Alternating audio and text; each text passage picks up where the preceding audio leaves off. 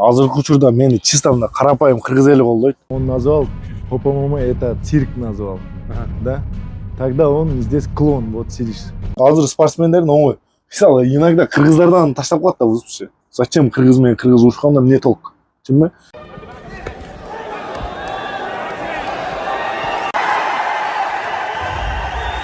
Бардыгына эле сага деле көп суроо келсе, UFC'ге чыгат алган оюң бар, качан чыгасың, эмне болуп атат? Ушул суроо келип сага да, UFC'ге качан чыгасың деген суроо. Ооба, азыр көп эле кыргыздар, Москвада кыргыздар көп го. Жолугуп калганда UFC'ге качан чыгасың, анан Инстаграмдан деле көп жаза берет. Подмосковда дворник болуп иштегем. 2018 кайра Москвага келип, грузчик болуп иштеп, ошондон башталды да спорт. Москва Ситиде болгон бой. Барып, бирөөнүн шортасын, бирөөнүн капасын алып, самун менен жууп, ошо жерде Миланда.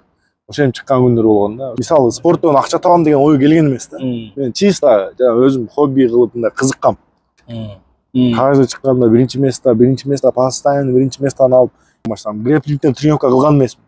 Азыр элдин бардыгы менен греплер деп ойлойт, бирок мен вообще тренировка кылган эмесмин. Ал тума талант ошондо. Мындай рожденный греплер. 14-0, 5 поражение. Ошол неден болушу мүмкүн? Өзүңдүн күчтүүлүгүнбү же оматтанбы? Оматтан болушу мүмкүн. Уруп, утулуп, 2 раунд утулуп, эсим болуп кеткан жерден бутун кармап калгам. Өзүм билбейм. Кантип утуп алган. Оматтагы бар да. Ошо оматтагы бар да, мисалы. Комментарийге кирсем, бирөө жазып коюптур да. Марселдин боюн күтүп туруп баштайын дегенде чай койгон кеттим эле, уже келсем уже бой бүтүп калыптыр депчи. Өтө тез бүтүптүр да. Жок, мен Кыргызстанда Ата өзүң ушундай эрте бүтүрөйүн дейсиң же? Случайно кулап. Жок. Кече Кыргызстанда урушайын дегем, жакшы элечи, стойкадан урушуп, зрелище көрсөтөм, настрой жакшы. 1-2 удар өтүп кетти, анан айла жок болуп калды, уже тартыш керек болуп калды. Тартпаса кое калды. Тартпаса болбой калды. Түшүп калайын дедим. Да. Москвада эң процент аз парк бул Белес паркы. Болгону 1%. Белес паркка кошулуп, самозанятый болуп иштесеңиз болот. Таксиге керектүү бүт документтерге жардам берет. Хисап жана башка документтер.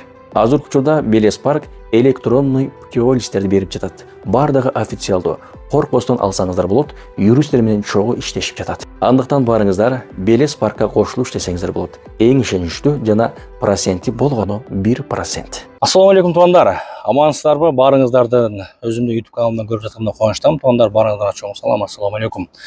Туугандар, бүгүн атайын көптөн бери ушул Марсель досум менен сүйлөшүп жүрөбүз. Бир интервьюга алып, же тренировкадан бошойт, же бойлордон бошойт. Буюрса азыр чисто случайно жолугуп калып, күтүлбөгөн жерден кармоо кайынтам, анткени жакында дагы бой бар экен туугандар.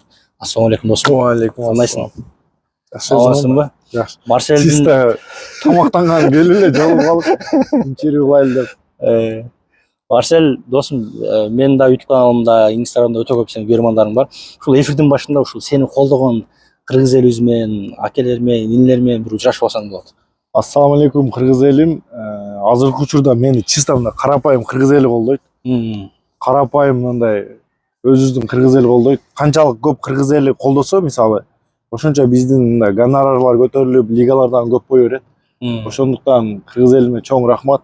Кыргыз элим силер бар, биз бар. Достан алга. Анан Марсель мындай нөлдөн баштап Марсель менен азыр таанышып интервью кылдык туугандар. Марсель ошондо Кыргызстандын кайсы жагынан окуясың? Жалал абад. Жалал абад областын Базар Коргон району, Көк Алма айылынан болгон. Көк Алмага чоң салам. Анан ушул сен спорттуң Москвадан башталган, а? Москвадан 2016 келгем Москвага. 2016 келип Подмосковда дворник болуп иштегем. 3 ай дворник болуп иштедим. Андан кийин ресторанда иштедим 2017. Анан 2018 кайра Москвага келип, грузчик болуп иштеп, ошондон башталды да спорт.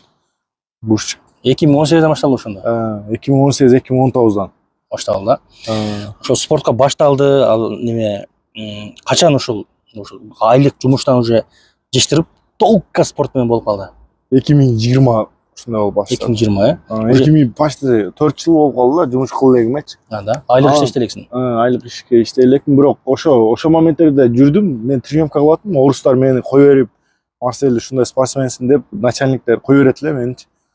Жумуш ушу Озерный метрода да иштегем. Да. Озерный метрода иштеп, анан бир 3-профессиональный боюмда чакырган да. Короче, бой бар ушундай чыгып бер депчи. Fight Night Challenge деп, Fight Night'ты билесиңби билбейсиңби? Ооба, көрө. Мындай нормальный лига эле да. Ооба. Эгерде сиз мигрант болсоңуз, анда бул видео сиз үчүн. Регистрацияңыздын мөөнөтү убактысынан өтүп кеткен болсо, анда сизге границага барып келүү абзел болот. Эгерде сиз ишеничтүү айдоочу таппай жаткан болсоңуз, анда мен сизге көп жылдык тажрыйбасы бар Элдияр агамды сунуштайм. Күн сайын Казакстанга каттайт туугандар. Эч кандай ортомчусуз түз барып, түз алып келет. Ушул телефон нөмерлерге байланышыңыздар, сиздерге ак жол каалайбыз. Fight Night Challenge деп турнир болуп аткан. Ошол күнү Мага Исмаилов менен Минеев face to face кылган. Ошондон алдын бой болуп калган. Анан келип, бул жерге келип, квартирага жаңы көчүп келгенбиз ажанга. Капа менен бандаж шорталарды алып алайын деп үйгө келсем, үйдүн ключу жок. Жүгүрүп ошол моменттерди эстейм да, ошо айжонуйда жүгүрүп барып, Москва Ситиде болгон бой. Барып, бирөөнүн шортасын, бирөөнүн капасын алып, самун менен жууп, ошо жерде Миланда. Ошем чыккан күндөр болгон да, ошо 2020-2019-дар. 2019 болсо же 2018 биле, точно эстей албайм. Москвага келгенде жөн эле биринчи эле катар эле мигрант болуп эле иштеген кезиң турабы? Үйдөгүлөр жардам берем деп. Конечно, мен баягы түн иштейт элем. же спортсмен болоюн деген ой жок эле биринчи турабы? Вообще мында ой жок эле. Мен келдим, мен мисалы спорттон акча табам деген ой келген эмес да. Мен чисто өзүм хобби кылып мындай кызыккам. Мушташкан жагат келгем, келип жанагындай жерлерге face to face'ке чыккандарды көрүп, ошого эле кызыккам да, мен ушундай жерге чыксам болду деп. Келдим, келип иштеп жүрдүм, анан залга бардым. Залга барган күнү эле агай сен нормальный жакшы күрөшөт экенсиң деди. Бирок атын билбейт. Биринчи чыгып эле Open Москвада любительский турнир болгон. Ошондон биринчи местаны утуп алгам. Андан кийин уже любительскийден уже бирди. Мен почти 300дөй бой өткөзгөм да, любительдечи.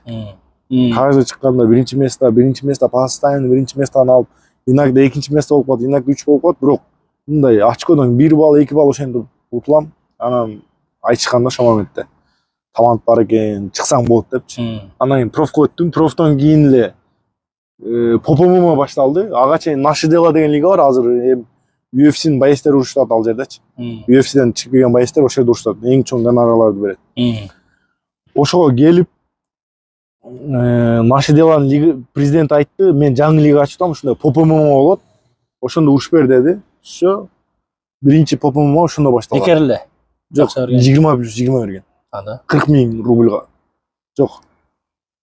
35+35. Точно эстей албайм да, бирок ошондой эле берген да. Сен мурда Кыргызстанда жүргөндө спортмен занялся этпейт элең. Москвага келип башталып атты. Москвага келип. Жок, вольникте күрөш көргөм бир 2-3 ай.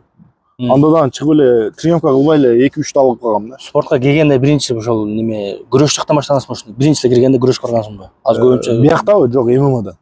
Келгем ММАдан баштагам. Грэплингден тренировка кылган эмесмин. Азыр элдин бардыгы мен грэплер деп ойлойт, бирок мен вообще тренировка кылган эмесмин. Ал тума талант ошондо. Мындай рожденный грэплер. Чисто. Да. Но азыр бир дагы поражение жок сенде. Жок, бир дагы поражение жок. Чисто профессиональный рекорд 14-0. Бирок ППМда толтура жолу урушкам. Эгер аларды кошсоң уже 35-0, 40-0 болуп кетет да. Ал жакта жеңилген эмессиң? Жок. Кулачка, ММА, бокс. Ну, любительскийде утулуп калган моменттер болгон. Любитель бойдо. Анда любой эле. Ал ничтайсы болду, да? Алар эсептелбейт. Профессионал бойго. Профессионалга. Азыр эми эң поражениясы жокторго көбүнчө вызов таштай берет экен. Ким канчалык поражение көп жок болсо, анан лицоң таанымал болсо, поражение эмес. Азыр чисто хайп үчүн ташталат да, мисалы. Сен азыр кечиресиң. Ушу лицоң таанымал болгон үчүн сен менен мушташсам таанылып кетем деп таштатып ушунда. Азыр спортсмендердин оңой.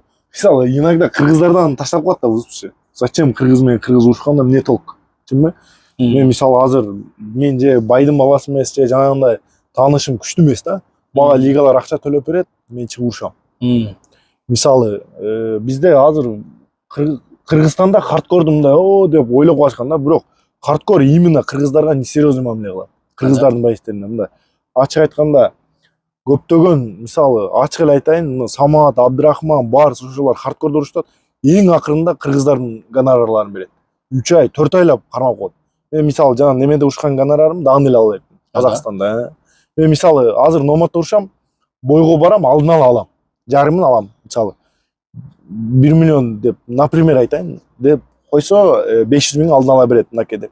500 бойдан кийин аласың. Хардкор урушабыз уже жана барс деген дагы врачка болот да биздинчи. Уже бокста урушканда 2 ай болуп тур, гонорарын алып элек. Именно кыргыздарга ушундай мамиле кылат да аларчы. Еще мында Кавказ, башка улуттарга алат. Билбейм, что-то несерьезный неметишет да. Несерьезный мамиле кылышат. Сеники бирок бир толук эле берет ага. Толук эле берет, просто күттүрөт да, көп күтөт. Мен мисалы азыр уже 1,5 ай болду, уже берилек. Бүгүн кара. Без поражения. Ошол неден болушу мүмкүн? Өзүңдүн күчтүүлүгүнбү же оматтанбы?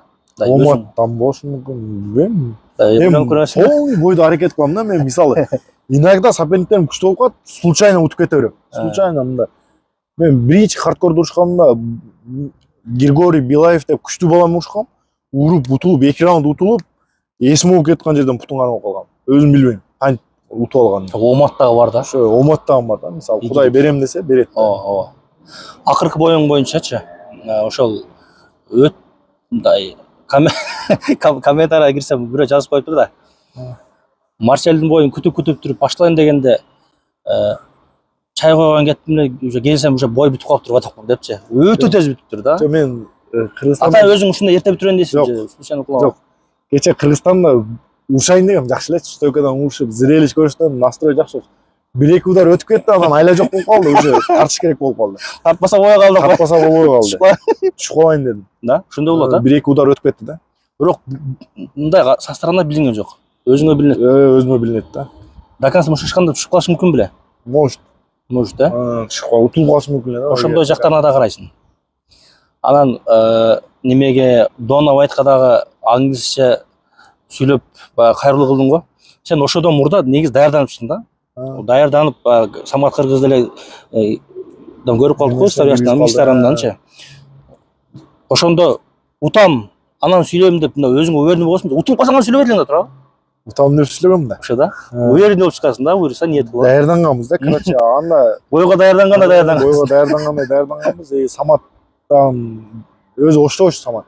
Атайын Бишкекке келип, ушундай родной, мен сага поддержка берем. Мындай өзү Самат биякта чоңойгондо мындай патриот бала да. Постоянно жанында жүрүп, ошентип мындай поддержканы жакшы кылат бизгечи. Казакстанга барганда да Марсель деп поддержка берип, мындай өзү патриот да, нарагынан патриот бала өзүчү. Ошол сүйлөгөнүңдү Дона Уайт көрдүбү, көрбөдүбү? Мындай билинбейт, а? Билинбейт. Анан бардыгына эле сага деле көп суроо келсе, UFC'ге чыгатырган оюң барбы, качан чыгасың, не болуп атат? Ушул суроо келеби сага да? UFC'ге качан чыгасың деген суроо. Ооба, азыр көп эле кыргыздар, Москвада кыргыздар көп болот. Жолугуп калганда UFC'ге качан чыгасың, анан Инстаграмдан деле көп жаза берет. Эми UFC'ге өтө деле желание жок да. Ужечи. Андай деп кызып кеткен неме жок да. Эгер момент болуп калса, киребиз, Кудай пешенеге жазса. Эгер жазбаса уже өтө деле интерес. Ал жактан неметкен, бул жактан деле тапсак болот да. Мисалы, UFC'де толтура орустардын боецтери бар, толтура боецтери бар, бирок эч ким тааныбайт да. Мисалы, ал нерсени биякта кылсаң деле, биякта деле Мага Исмаилов өтө көптөгөн боецтер бар, мисалы, хайповый. Чем UFC'ге караганда жакшы таанышат да, элдер. Мисалы, Эминянка деле UFC'ге чыккан эмес. UFC предлагать эткен, чыкпай койгон. А сага UFC предлагать чыга белең? Кел десе. Билбейм, чыгат элек, конечно. Эгер келди, убакыт көрсөтөт да эми. Ошо ниет бар туурабы? Ниет бар. Чыга турган ниет бар эми прям жесткий эмес да. Өтө эле калуу жок. Өтө эмес. Уже мурдагыдай эмес да. Ошо жаш кезимде кичине кызыгат элем. UFC'де Конорду көрүп, ошентип кичине кызыгат элек. Үйлөнгөн эмессиң а? Жок. Бойдоксуң. Качан үйлөнөсүң? Казак окшо. Үйлөнгөнсүң да жок. Адес. Туугандар, мынакей. Как анес, туугандар. Нол суроо жооп даярданган эмес да. Мен вообще интервью алганда мындай суроо жооп даярдабайм. Мынака турам да, туугандар. Орусча айтканда естественный чыксын. Ух, туура айттым, биринчи жолу орусчаны чыксын дейм да, туугандар. Досум игилик а сага дагы. Кудай буюрса биз эми баягы жаңдолуу болсак дагы телефондон карап сүйүнөт экенсиң, өткөндө жаман сүйүнүп, статустар коюп, бүт жактан келип атты. Өтө колдойт да биздин кыргыз эл. Туугандар, колдоңуздар, Марсель красавчик мынакей. Жөнөкөй болот туугандар. Көз таанышпыз. Мына жөнөкөй эле бир чайханага келип калдык эле туугандар. Алыстан ушул тамактар жакшы. Бул да келип калды туугандар. Бул өзү ушул жерде жашайт. Жолугуп калат да. Камера тартатканда биз досубуз болот туугандар. Кандай блогер? Жакшы блогер. Красавчик. Бар боло досум. Рахмат Марсель. Бар боло, аман бол.